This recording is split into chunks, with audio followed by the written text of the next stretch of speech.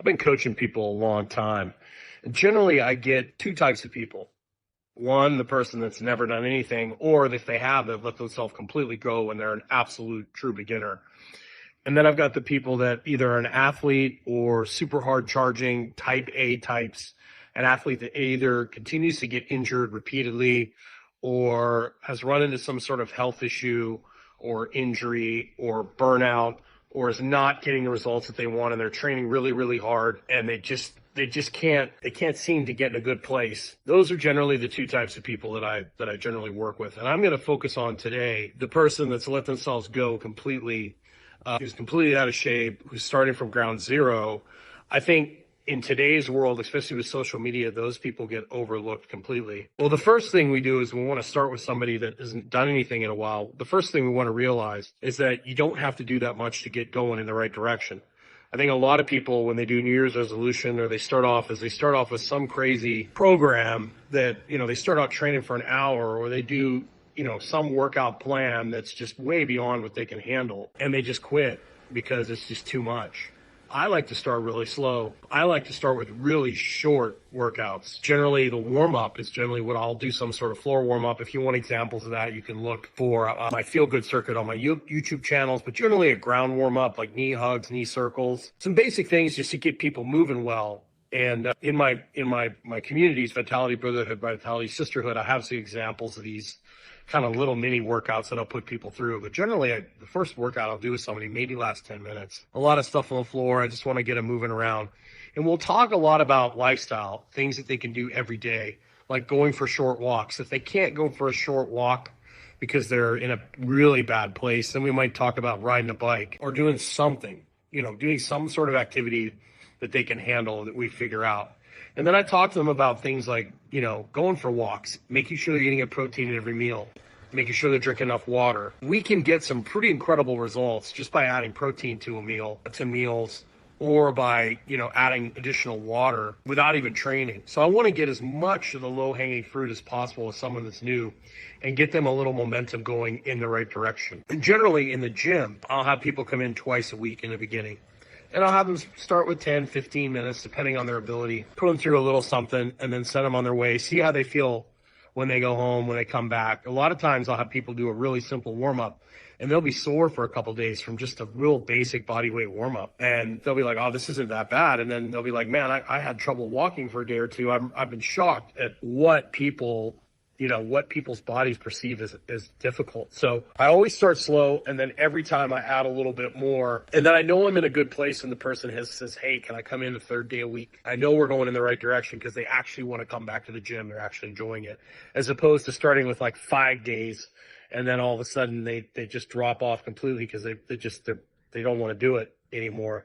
I like to build habits, so I'd rather have someone come in twice a week and maybe do a little floor warm up on their own or walk a couple times a day to get them going in the right direction. And then, talking to them about sleep and giving them little easy habits to increase their overall health, because the healthier you are, the more motivation you're going to have, the better you're going to feel, the less likelihood you are to overeat. And then you're going to get those results. And that's what's going to get people coming back to the gym. And I make sure I do things that, challenge them, but not brutalize them. Like people don't want to be sore for 4 days. They want to feel good. They want to leave the gym feeling like good. They should feel like they've done something, but they shouldn't not be able to sit on the toilet for days and days. A lot of people will basically do that as a badge of honor, but most people are not like that. Most people are not like your bodybuilder type or a lot of people in the workout community will treat soreness as a badge of honor, but the normal everyday person doesn't really look at it that way. So over time, we slowly start adding in more difficult things, but realizing that when someone's brand new, they really don't have to do much. So a beginner workout could be a wall sit for 30 seconds, holding themselves in a bear crawl position for a couple 5-second static holds, and maybe a seated cable pull down, something like that. And I want to do things that's going to get their ribcage and their pelvis in a good position.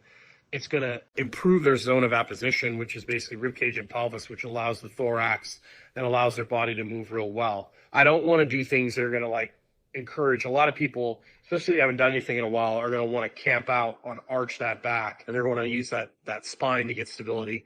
So I want to do things that encourage good position on exercises.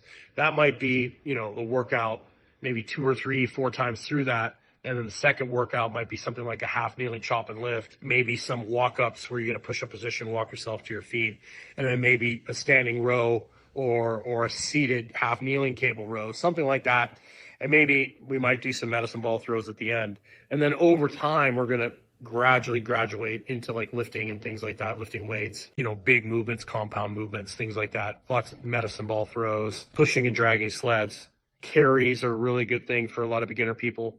So there's a few ideas for you. So if you are in a bad place and you don't know where to start, you can always go to my men's or women's community, vitalitybrotherhood.com. Just realize you don't have to do that much in the beginning. You only have to do enough to challenge your body enough to have to adapt, okay?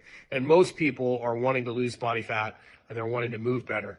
So to move better, you want to pick exercises that make you move well. And then secondly, losing body fat is all about maintaining muscle mass. So you want to do enough activity that challenges your body to keep the muscle mass you have, and then you want to make sure that you don't overeat. And the way you don't overeat is you get enough sleep, you walk outside, you get outside, you get yourself in a good place, you eat lots of high quality food with lots of protein, you stay away from refined foods, and you make sure you sleep well. And that will lower the chances of you overeating. And the combination of getting your calories under control, upping your protein, having better satiety, and then adding some resistance training is going to keep your muscle mass. It's going to help you change your body composition. So I know there's a lot of things, that go into this, but just remember, when you're brand new, if you haven't trained in years or ever, and you go to a trainer and they throw you on a treadmill or they start doing all sorts of crazy circuits with you, you're in the wrong place. Go to somebody who's going to talk to you about lifestyle. If they don't talk to you about like your sleeping, your eating, your daily activity, and if they just throw you on some circuit and have you start doing all sorts of things that you've never done before, you're not in the right place. Get with somebody who's going to start you where you are and then slowly, gradually build you up over time. You'll be shocked at the results you can get in a very short period of time with some simple lifestyle habit changes and some really simple compound, movements, rows, pushing sleds, doing carries. And then once you build a little bit of a base, you can start adding things in, lunges, things like that. But don't come out of the gate hard. Start slow, build that habit of going to the gym, and then over time, you'll be able to increase the intensity as time goes on. But you can train for a long time with very simple templates and lifestyle change and get incredible results. You don't have to do anything crazy or extraordinary. I think a lot of times the internet, because everybody's competing for views with how fancy the exercises are, and look at me, look at how fit I am. You got to understand, a lot of these people that are on Instagram that are training, that's all they do. They don't do anything else. They just train. And so they have time to train for hours. They have time to rest. They got all their, they got their meals planned out. A lot of them, are using different things to allow them to train hard. So just keep that in mind and start where you are. Keep it simple. And once again, if you need some assistance, if you'd like some answer some questions, or if you need examples of exercises or workouts, you can join one of my men's or women's